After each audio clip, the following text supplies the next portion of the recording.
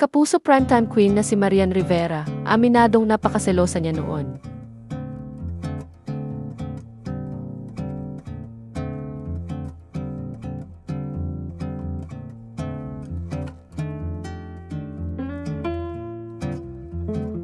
Si Kapuso primetime queen Marian Rivera ang guest sa Women's Month special vlog ng kapamilya newscaster na si Karen Davila na inupload sa YouTube kamakailan lang.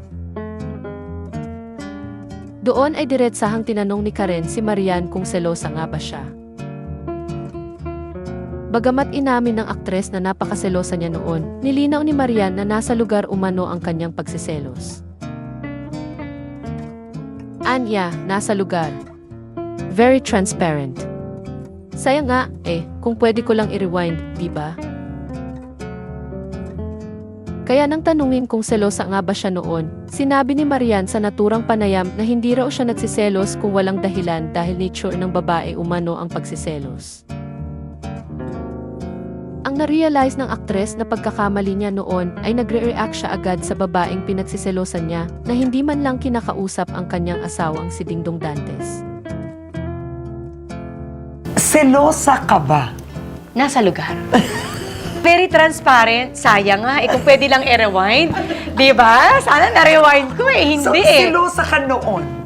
Kasi may dahilan. Ang babae hindi magsiselos ng walang dahilan.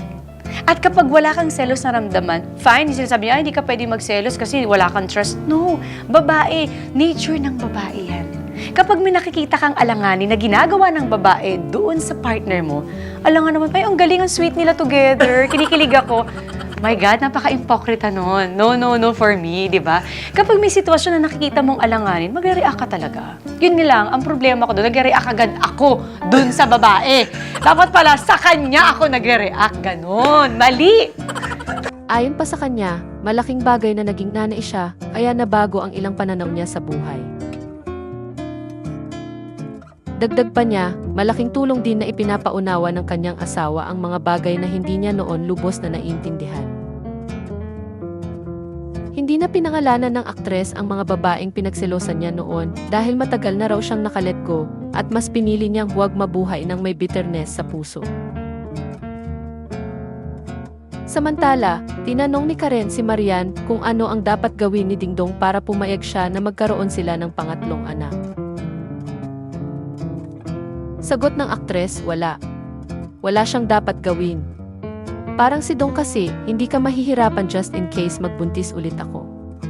Ako yung buntis na hindi nahihirapan kasi all the way nandyan siya. As in sobra, ang OA. Ibinunyag din ni Marian sa naturang panayam na gusto pa ni Dingdong ng isa pang anak. Ngunit torn daw siya kung maibibigay nga ba niya ang 100% niya sakaling mas lumaki pa sila. Sinabi rin ng aktres na naiintindihan naman umano ng kanyang asawa ang hesitation niya at ang desisyon ay nasa kanya.